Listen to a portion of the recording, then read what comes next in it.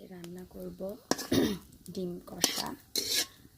সেই জন্য আমি তেলে শুকনো মরিচ, তেজপাতা ও জিরা একটু ফোড়ন দিয়ে নিলাম। এখন দিয়ে দিলাম পেঁয়াজ বাটা। পেঁয়াজটাকে ভালো করে কষিয়ে নেব। এখন দিয়ে দিচ্ছি জিরা বাটা, আদা বাটা। সেটা এখন ভালো করে কষিয়ে নেব। একটু জল দিয়ে নিলাম। এরপরে লবণ, মরিচের গুঁড়া, হলুদের গুঁড়া দিয়ে আমি মশলাটাকে ভালো করে কষিয়ে নেব।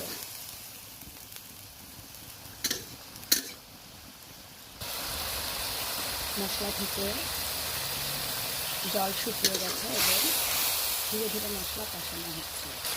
এখন আমি একটু গরম মশলা বাটা দিয়ে নেব। দিয়ে আবার কষিয়ে নেব। আমি যেহেতু ছোটো আলু দিয়ে ডিম কষা করবো, তাই আমি আলু সিদ্ধ করে ছিলে আগে আলু ভেজে রেখেছি।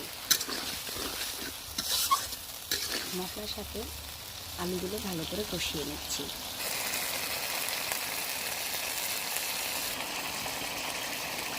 ডিমগুলো আমি দিয়ে দিয়েছি। প্রায় আমার ডিম কষা রেডি হয়ে গিয়েছে।